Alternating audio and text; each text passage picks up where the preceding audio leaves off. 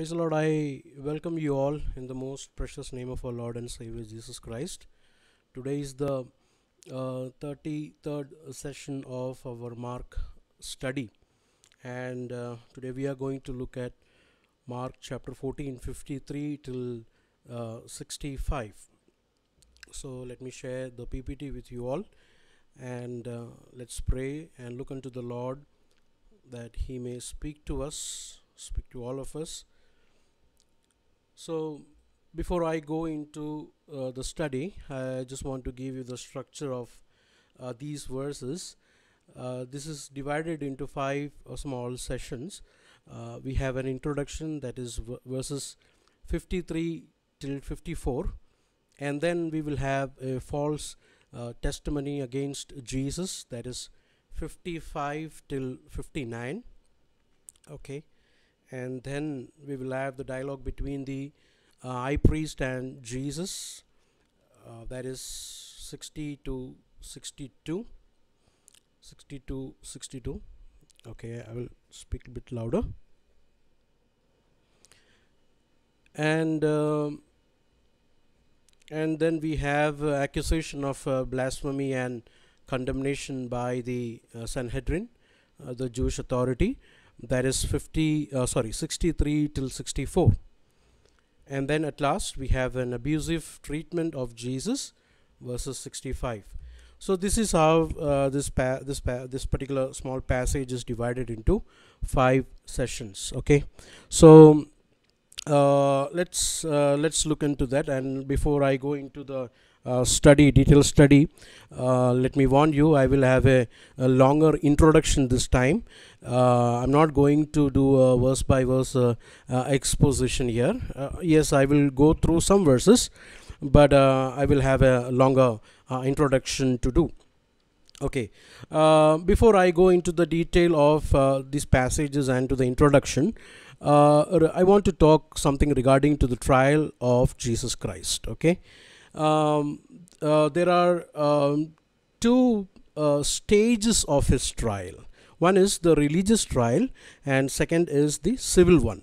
Okay, and in Mark Gospel we can find only the one before the Sanhedrin, and then in chapter 15 before the Pilate. Okay, but when we take all the Gospels together, we can see in the religious trial it was in three stages. That is the preliminary hearing before Hannas, that is John 18 12 to 14, and then 19 till 23, and then before trial before Caiaphas and Sanhedrin, and the trial before the same group just after the daybreak. So we are going to consider this two, the trial before Caiaphas and the Sanhedrin, and the trial before the same group just after the daybreak. That will be the next section, but today we will consider the chapter 14, 53 to 65. And then we have a civil trial, that is trial before the Pilate, the trial before the Antipas, and the trial before the Pilate continued and concluded, that we can see in the coming sessions. Okay, as an observant Jew, they refused to honor the Gentile, Roman dominance in Palestine. And since Romans were shrewd and to acknowledge this, they had a buffer organization to acknowledge, or it was established, who were willing to cooperate with Rome. And this buffer organization, or a supreme body, Jewish authority body, mediated between the Jewish populace and Roman occupation. So they had their own power and authorities and all do that, but it is doubtful to whether they had no right of capital punishment. We will look into that. So they had certain amount of power and authority, but capital punishment was ultimately was given to the Roman government, Roman authority. So what we are going to look at today, Mark is going to portray that this is not a formal trial, because it is portrayed, Mark is portraying that this hearing is to prepare a case against Jesus before the governor. Okay, So that is why I have chosen this heading as an unfair trial. This trial, the main agenda of this trial is to, prepare a case against Jesus and bring evidence, and so that they can be equipped before the governor, the Roman governor. Okay. Then the main thing which we can study from these passages is about the Markan sandwich. I don't know, somehow I have a lot of Markan sandwiches all these weeks. I was the one who was eating it most. So this Markan sandwich is very evident in chapter 14, 53 till chapter 15 verses 2. You can go through it later on in your personal study. 14, 53 till 15 2. Now the theme of this Markan sandwich is bearing witness under persecution. Okay. Now the account of the arrest and trial is interrupted by Peter's interrupted twice. First by the statement about Peter following at a distance and entering the courtyard. Okay, that we will look at today. And then next week we will look at the Peter's denial, that is 14:66 to 72. And the account concludes with the Sanhedrin's plan to take Jesus to Pilate. So the Markan sandwich is put in such a way, the account of arrest and trial, in between that we can see witnesses, okay. We can see false witnesses, we can see witness of Jesus, which is faithful witness, and then we can see witnesses of Peter also. So in between the two trials, Mark, with his skillful narration, he has included the witnesses. Now, while I was preparing the message, I thought the topic or the headings should have been changed, but somehow it's already posted, so I don't want it to change anything. Instead of unfair trial, I thought it would be a good apt word would be witnesses. Because in this passage we can see the word witness is being repeated many times. Now until this point the theme of witnesses has played virtually no role. For example, when you go to chapter 1, those who are noting it down, please note it down. Chapter 1 verses 44, chapter 6 verses 11, chapter 10 19, chapter 13 verses 9. In all these places we can see, yes, the witnesses is there, but not much. But now within these verses we can see the word witnesses occurs at least 7 times in various forms. Okay, even though the exact word won't be there, it will be absent, but the theme is present. The witness theme is present. Now for Mark, the testimony to Jesus, as Jesus has mentioned, we have already gone through the passion prediction, chapter 8 31, chapter 9 31, chapter 10 33 34. All this passion prediction, if you just notice, there is something common element in that. You know what is that? Suffering of Jesus Christ, right? Suffering of Jesus Christ. So for Mark, the true testimony to Jesus is rendered in the context of suffering, persecution and cross. Okay, this is very important for your understanding, because I'm going to tell something very important later on. So Peter has a great role here, and not only in this gospel. Even I was going through the letters of Peter. After Peter gone through all this experience, we can see a matured apostle is writing something which is very relevant for all of us. I want to take you through all those things. Okay, so as I said, for Mark, testimony, it is rendered in the context of cross. It is rendered in the context of suffering. Never forget that. So when we turn to 1 Peter chapter 4 verses 1, 1 Peter chapter 4 verses 1, there is one interesting word which caught my attention, which I would like you to show. 1 Peter chapter 4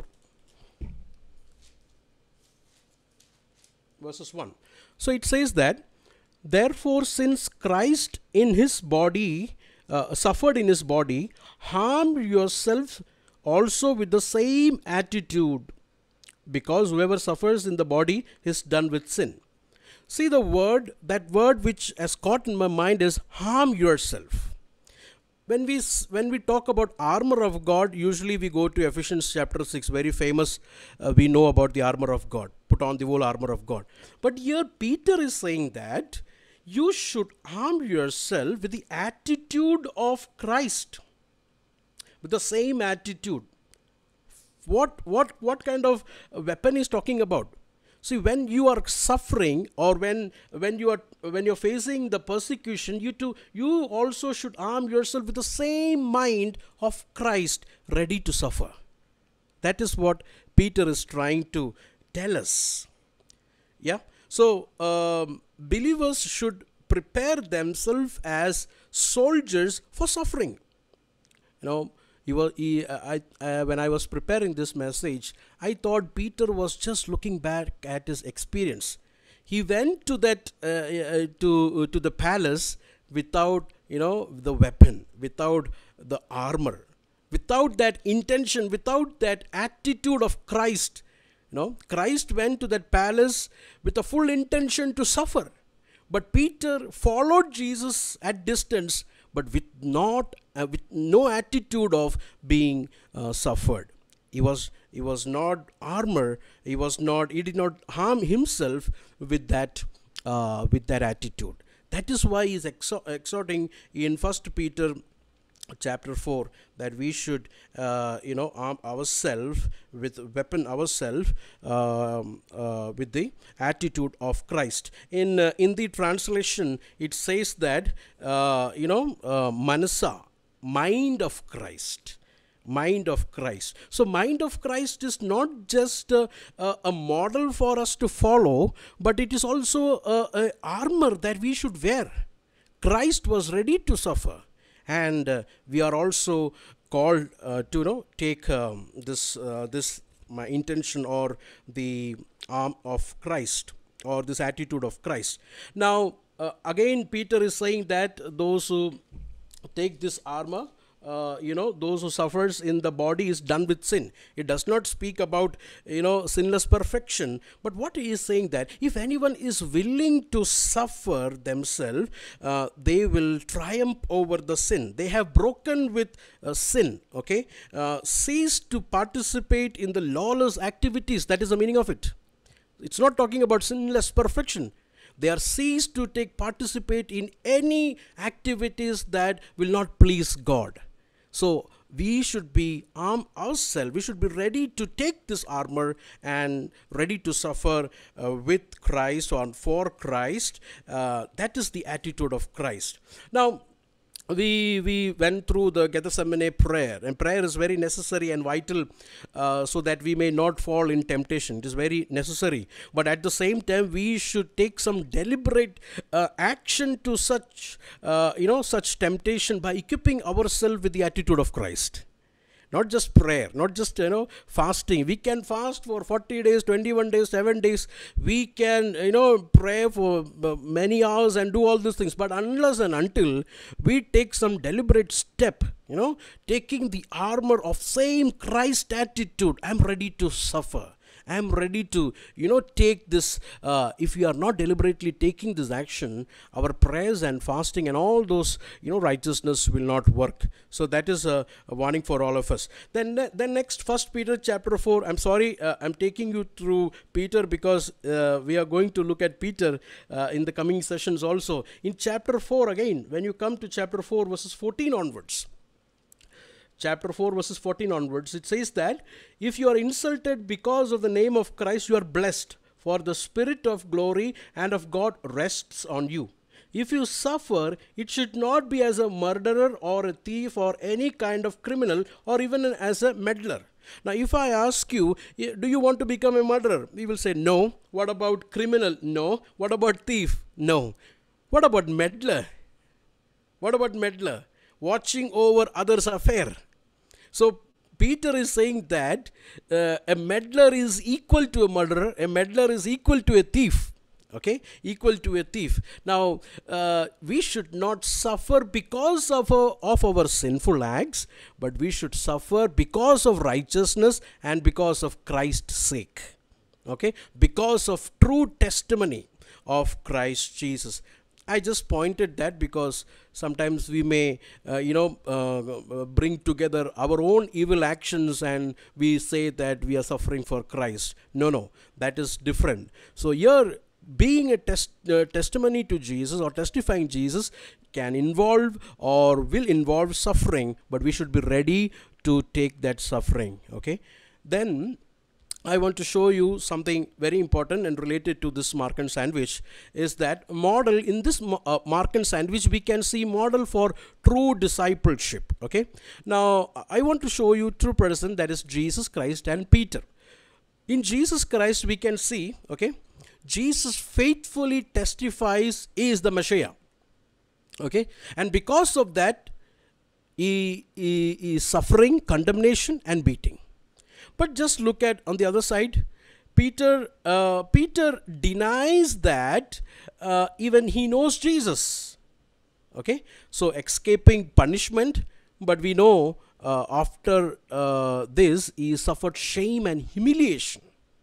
And then we see in Jesus that Jesus represents the model disciple who will ultimately gain true life by losing his physical life.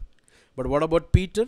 Peter risked losing his soul while protecting his physical life. Okay, so this is what we can see in this passage. The true witnesses, Jesus is faithfully witnessing who is he.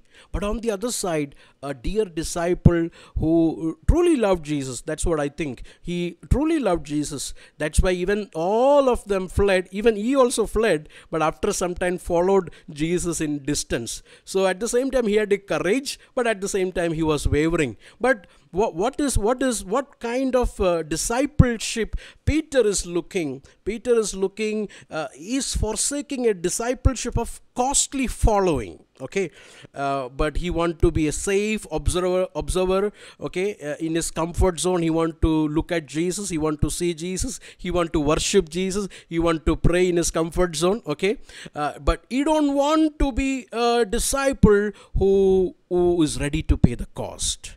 Okay, that is what we see in this passage. As I said before the class that I will have a long introduction, so please bear with me. Then my mind went back through few weeks back. We were looking at the marks of a devoted life. Okay, we saw an unnamed woman.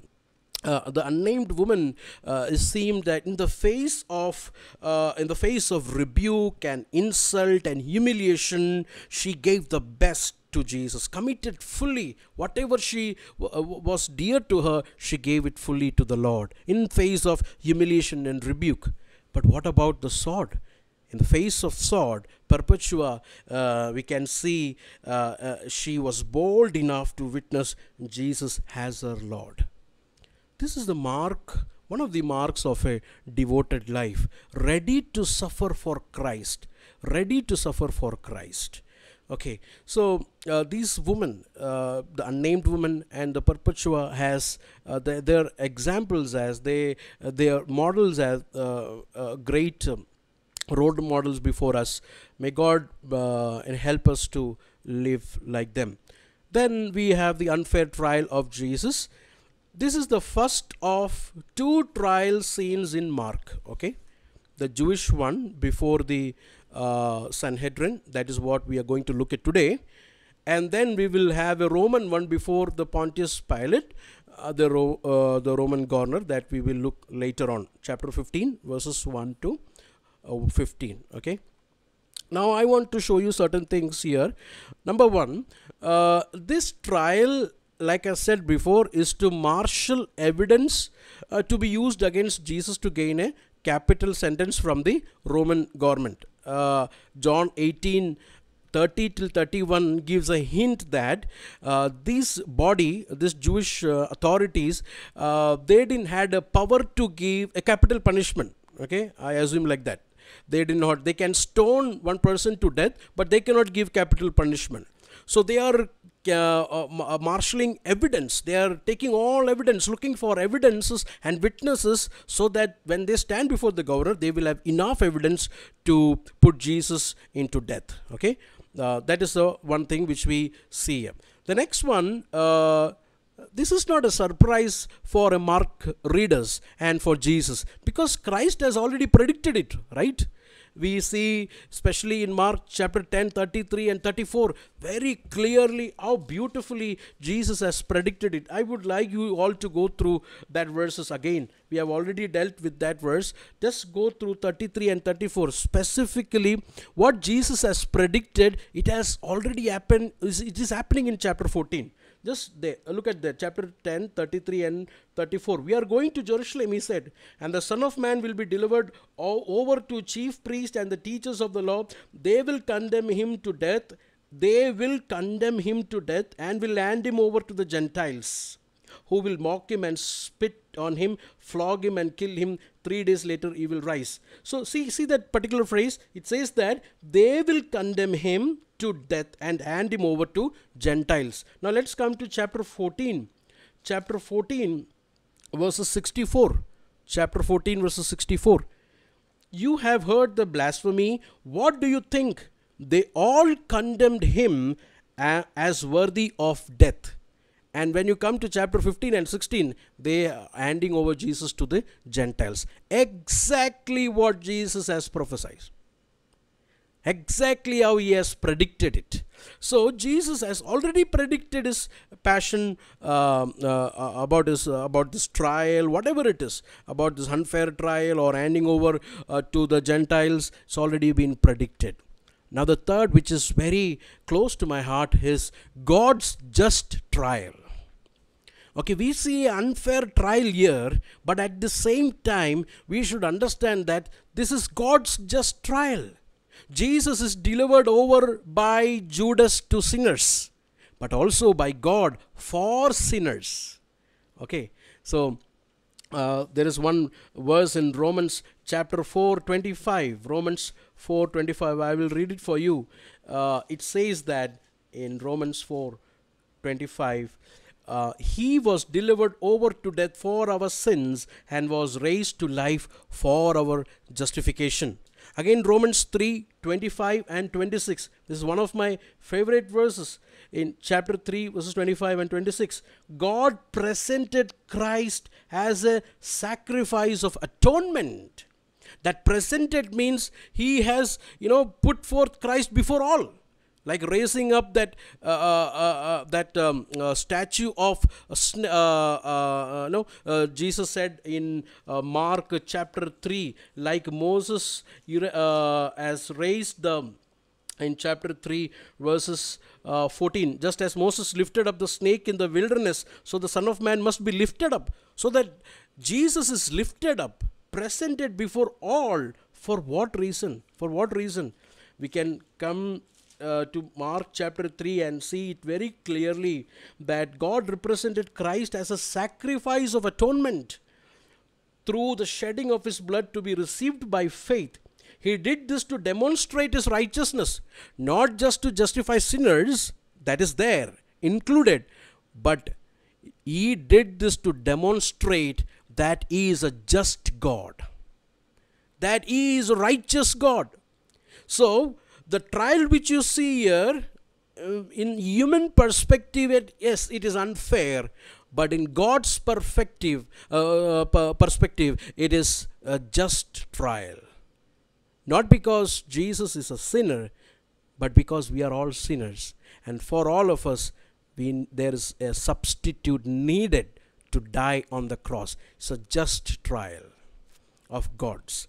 So now let's go back to the verses. Let's come back to Mark chapter 14:53. I think this introduction is enough for us to understand the passage. Okay, chapter 14:53, they took Jesus to the high priest, and all the chief priests, the elders, and the teachers of the law came together. Now these crowd means the Jewish and the Roman authorities led Jesus to the residence of the high priest. The name is not mentioned here, but by reading all the other gospels we can understand that this is none other than Caiaphas, the son-in-law of Annas. Okay, so and it says that all were present, but that does not mean every member of the Sanhedrin was present, but a sufficient member to take care the trial was present. Now Jesus is taken to the upstairs. How do we know that? When we come to chapter 14:66, it says that while Peter was below the courtyard, so Jesus was on the upstairs, and Peter was below the courtyard. Okay. Now 54, it says that the trial scene opens with Peter following. Now Mark is deliberately interrupting that trial and showing that Peter followed Jesus in distance. Why?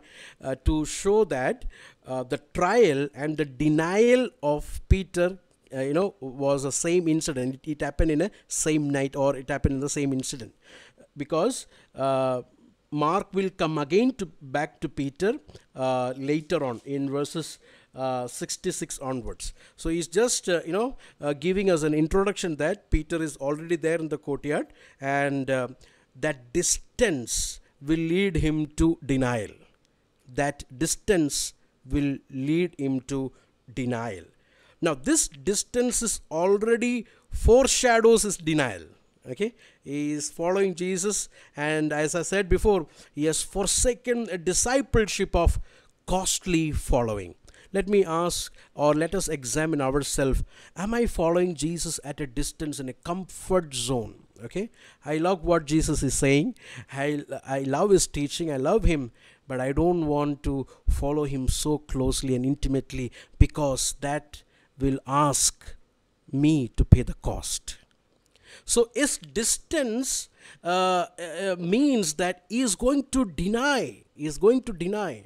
So let us examine ourselves. Are we warming ourselves in a safe observation, or are we ready to follow him in his step, ready to suffer for our Lord?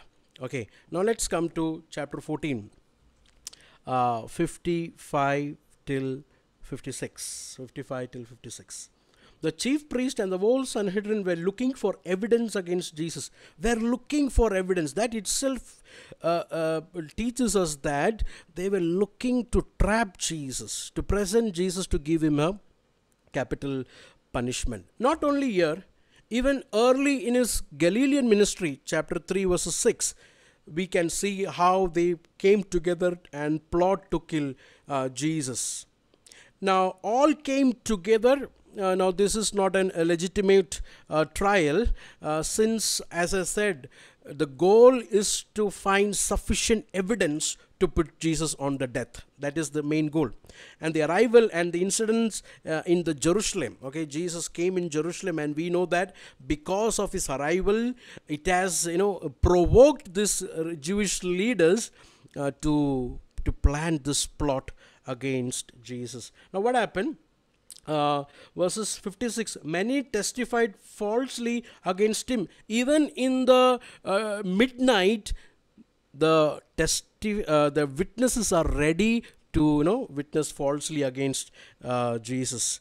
And now that itself shows that, see, in the middle of the night, you will have witnesses. That itself shows that these are all planned, well planned, to bring evidences, false evidences against Jesus. But these testimonies were contradiction to each other. Now, one of the commentary, it says that this contradiction, how did they find the contradiction? Because of cross questioning. They found that this testimony or this evidences are not, it's contradicting to each other. Now, one fascinating thing which I found here is that they are very carefully following the Old Testament, because in the Old Testament it says that you need at least 2 or 3 witnesses, right? They are carefully following the Old Testament command, but at the same time they are violating it. How do you know that? Because they are using these witnesses against the Son of God, against God who gave this testimony, who gave this word, the very word of God. So, not only here, there are many places in John. When you come, these people, they say that we don't want to get into the palace, inside the palace, because today is the Passover. If we go inside, we will be unclean. But they forgot that some very important thing is that they are not going by themselves into that palace because they think that it will defile them. But they have sent the Passover lamb, Jesus Christ, inside the palace. See the hypocrisy and the irony here.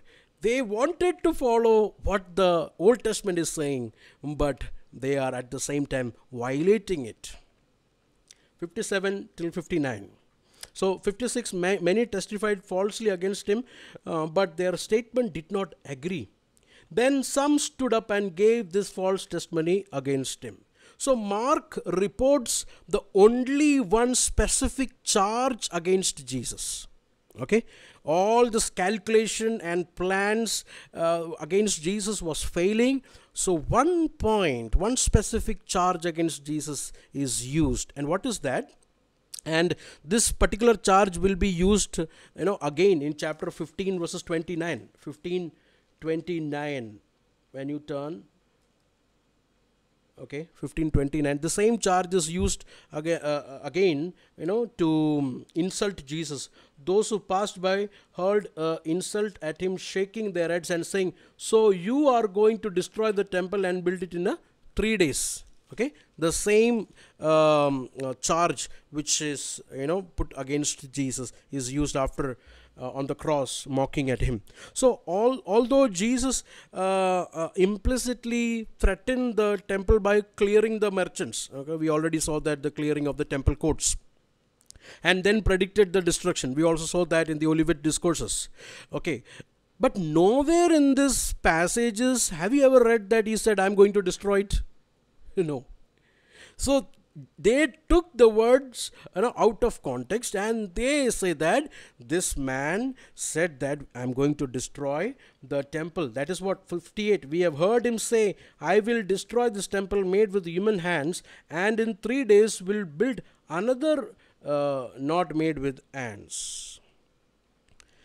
Now, a Markan reader, the one who reads the Mark gospel, they know that Jesus is not talking about the temple which is made of man. He is talking about his own body. That is why there is one word which is repeated there.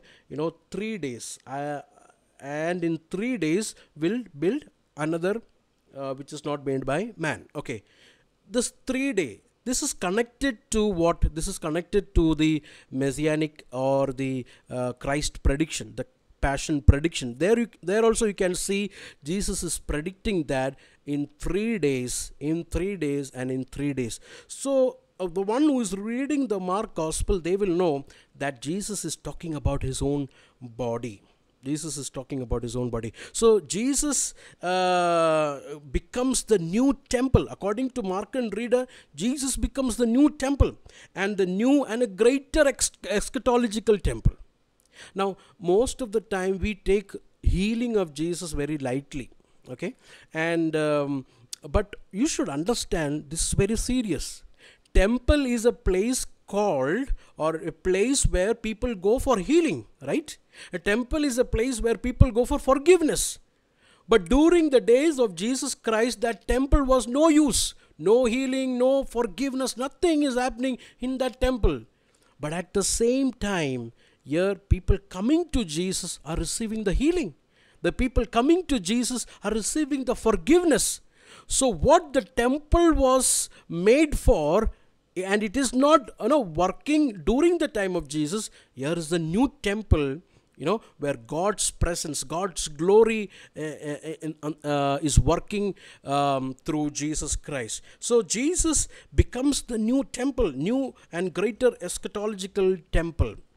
This is the early church understanding. This is how the Markan readers will understand. Okay, now let's come to verse 60.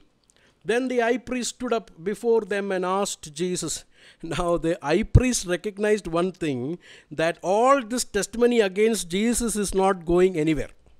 Okay, so he intervenes and seeking that Jesus will talk something and it can be used as a self-incrimination. Okay, now all this thing is not matching, their evidences are not matching, the testimonies are not matching. So he comes in between and says that, stood up before them and asked Jesus, are you not going to answer? What is this testimony that these men are bringing against you? But Jesus remained silent and gave no answer. Now, Jesus' silence, when we come to Isaiah chapter 53 verses 7, Isaiah chapter 53 verses 7, it's a famous verse, we all know that, 53 verses 7, it says that he was oppressed and afflicted, yet he did not open his mouth. He was led like a lamb to the slaughter, and as a sheep before his shearer is silent, so he did not open his mouth. So this silence speaks out the innocence of the lamb. Okay. Now this silence does not mean that Jesus is guilty. No, this silence speaks that this lamb, this Son of God, this Son of Man is innocent. That speaks his innocency. Then the high priest asked a direct question. Okay, when we come to Mark, he asked a direct question. And what is that question? The question is, again the high priest asked him, are you the Messiah, the Son of the Blessed One? Now the answer is 62. I am, said Jesus. Now we know all this while you are familiar with that word messianic secret, right?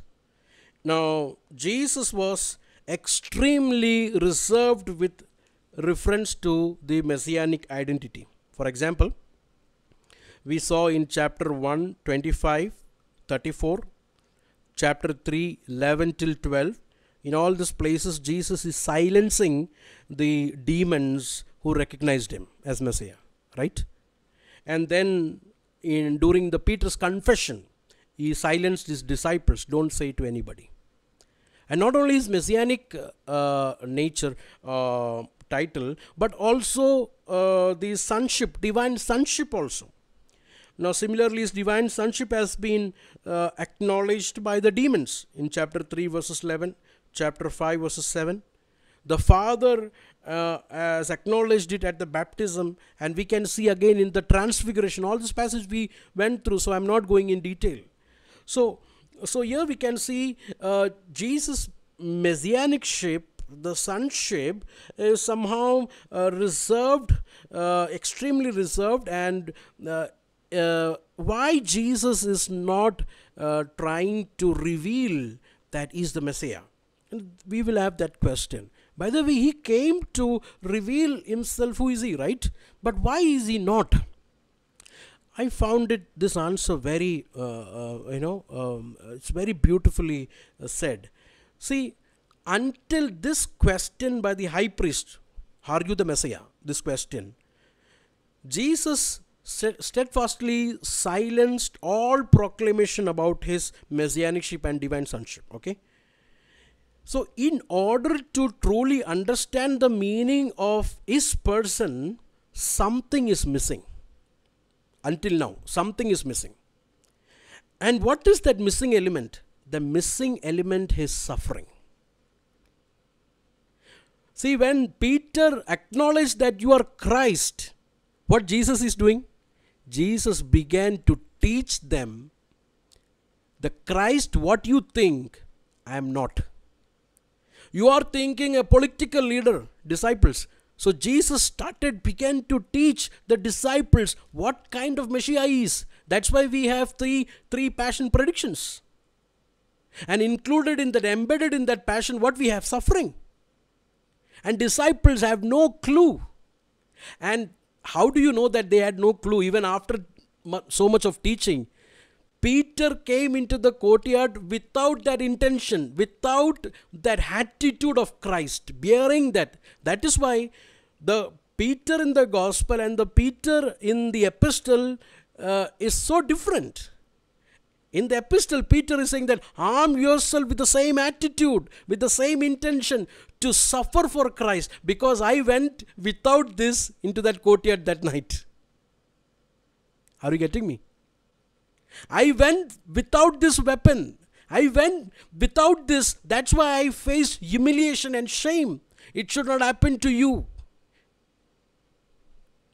So arm yourself with that same mind of Christ. That is our weapon.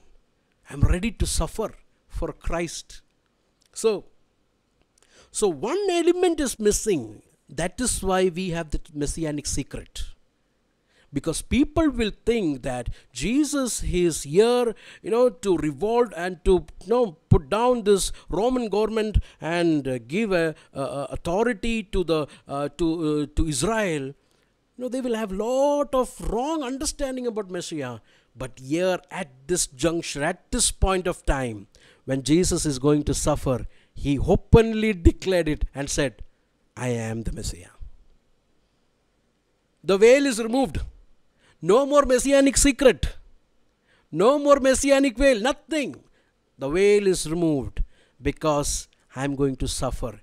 Exactly what Isaiah prophesied long years back in Isaiah chapter 53. Here we have a suffering lamb, a suffering servant. Not only that, the plans of the Jewish authorities also exposed. Right? From all these verses, chapter 3, verses 6, they are planning. In 10, 11, 12, 13, 14, they are planning. They're coming to trap Jesus and all those things. But here at this point, they are exposed. So Jesus removed the veil and said, I am the Messiah. Thus, messianic secret is no more disclosed. Jesus openly affirms to the high priest question that I am God's son. I am the Messiah. Verse 62, again, let's come to 62. I am, said Jesus, and you will see the Son of Man sitting at the right hand of the Mighty One and coming on the clouds of heaven. What a remarkable statement is that. What a powerful statement is that. So confidently and so courageously he is witnessing. That is why I showed in the introduction about two witnesses. One is warming up to deny. One is ready to suffer. Where we belong. We all like Jesus. We all like his teaching. But are we warming up in our own comfort zone, not ready to take the cost? If we are a true disciples of Christ, we cannot follow him in that distance. No. If we are truly disciples of Christ, we should follow him very closely. To know him clearly, to love him dearly. That is true discipleship. I am ready to pay the cost. Jesus is doing the will of the Father. He is ready to do and bring glory to the Father. That is why he is the greatest role model for discipleship. Jesus immediately interprets his affirmation with a reference to the Son of Man. In Daniel chapter 7:13, you can write it down, and Psalm chapter 110, Psalm verses 1. 110 Psalm verses 1. I think this is one of the Psalm which is mostly quoted in the New Testament. I think this is one of the favorite Psalm of the early church, I believe. So Daniel 7:13 and Psalm 110 verses 1, the references of the Son of Man. Jesus is interpreting, is saying that, and you will see the Son of Man sitting at the right hand of the Mighty One and coming on the clouds of heaven. Now Jesus is saying that. Now, when we read Daniel 7 and Psalm 110, all these words, the Son of Man is fully divine and exalted figure, sitting at the right hand of God's power. So Jesus affirms his divine sonship and portrays himself as the fulfiller of eschatological mission of the Son of Man, an affirmation that sets him at God's place, sitting at the right hand of God. That means is co-equal. He is co-equal to God, sitting at the authority of God, and that sets him at God's place. Though Jesus is dishonored by the chief priest today, but he will be honored and vindicated by God. That is the meaning of it. He is going to be vindicated by God. He will come and judge these judges. Will you take it? Will the high priest can take that? That is why, see the reaction of the high priest. The high priest tore his clothes. That's an, tearing garments means sorrow, anguish, dismay. He didn't like it. He could not take that statement. He's coming back again to judge these Sanhedrin judges. Not only Sanhedrin judges, even everyone who has joined this Mark Bible study. Even me who is preaching, even my preaching of 1 hour preaching will be judged that day. With what intention I was preaching it. With what intention you were hearing it. We will be judged. Our motives, our intentions, everything will be opened on that day. What a remarkable statement it is this. What a powerful statement is this, brothers. So Jesus is humiliated now, but he will be vindicated. He is suffering now, but he will be glorified. If Jesus went through the suffering and was glorified, what about us?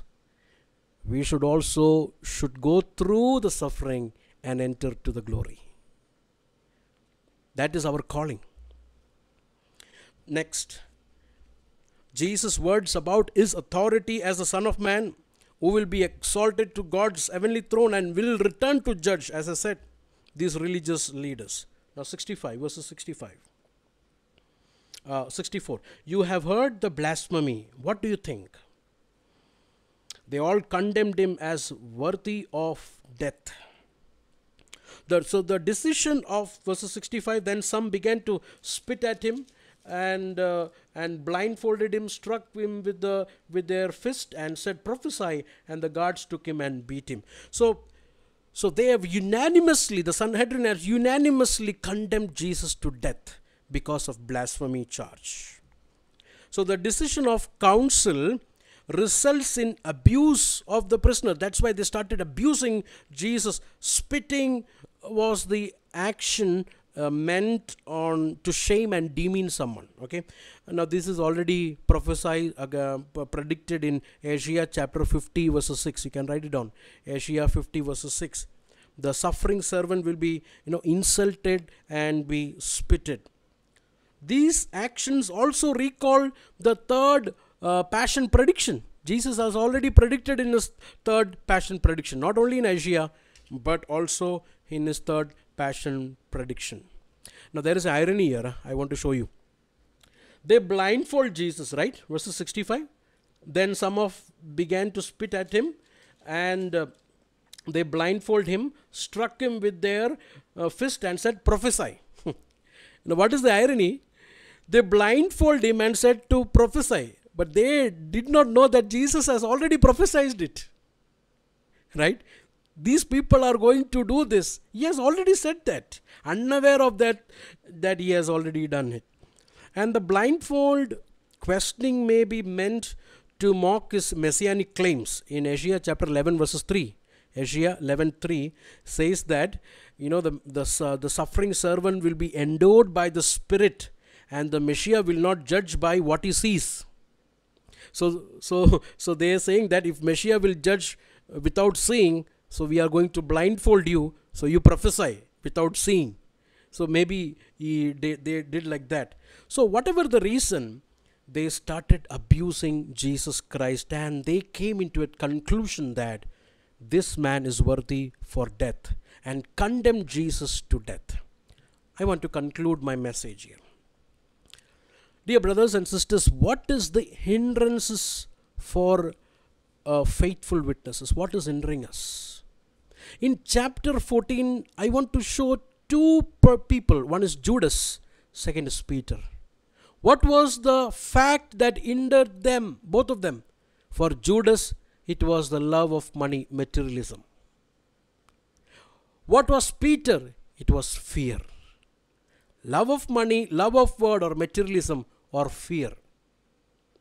We know in Indian courts, people will give lot of money and stop the mouth of a witnesses. You can do that. Sometimes they will not give money. They will say that we will kill you if you open your mouth. Fear. What is that hindering us to be a faithful witness? Is it the world? Is it the pleasures of this life? Is it sin? What is it? Or is it fear? Jesus is our supreme model. And may the Spirit of the Lord give us enough courage and remove the spirit of fear and give us boldness to be true witnesses of Jesus Christ and be a faithful witnesses till the end. Even at the face of humiliation, even when you are working sometimes when we go to a restaurant, when we sit together, I tell my son to pray. Sometimes he feel little ashamed. That's understandable. But sometimes I am also been ashamed. There are several times I am also been ashamed praying in a restaurant, praying for the food. That small thing, when you're working and when you in a secular place, people will excommunicate you because you are not involved in all those their talkings and all their dealings. They will excommunicate you. Are you ready to suffer? Did your friends and the colleagues know that you are a Christ follower? Or they think that, oh, he is also one of like us? Do they see any distinguishing factor in us? My brothers and sisters, not the fear and not the luxurious and the materialism, hinder us to be a true witnesses. Let us not follow the ways of Judas. Let us not follow the ways of Peter of the gospel. Now, Jesus is the true Messiah. And what kind of Messiah is he? Not a political leader. Not the one who is going to use his military power to overcome the Romans. He has come to overcome sin. He has come to overcome the works of the devil. And in what context we can understand the true messianicship of Jesus? In the context of suffering. And at that point of juncture of time, he said, I am the Messiah. At what time? When he is going to suffer. Not when he came into the, Jerusalem on the colt and people were, many people followed him and said, Hosanna, Hosanna. It is very easy to say there, I am Messiah, because everyone is supporting you. But not when everyone is abandoning, left you and deserted you. And at the face of that suffering, he said, I am that Messiah in Isaiah 53. Perpetua, I liked her quote. Let me quote her. And I will give you one small testimony of a person, a great, wonderful person. And then I will finish the sermon. Perpetua said that, I cannot be called anything other than what I am, a Christian. Can we also say this in our offices, in our secular world? I don't want to call anything other than what I am. I am a Christian. I am a Christ follower. I am a disciple of Jesus Christ. And there is another man, a living example, a living legend of today's time, Dr. K. Muralidharan. I was watching his testimony few days back, and it has really encouraged me. And his Thanksgiving testimony, it's there on YouTube. It says that the basic qualification of God's servant, listen to this carefully, the basic qualification of a God's servant is not that he should be a good orator. It's not that he is a very, he has a good charisma. The basic qualification of God's servant is he should be prepared to suffer. That is the basic qualification. Paul did not add all that we had. He did not add gadgets, iPhone, Samsung, nothing. He did not add Zoom. He did not add anything what we, take pride of. But God used him to spread the gospel in the Roman world. What was the reason, He was ready to suffer. Let us close our eyes and bow down our heads.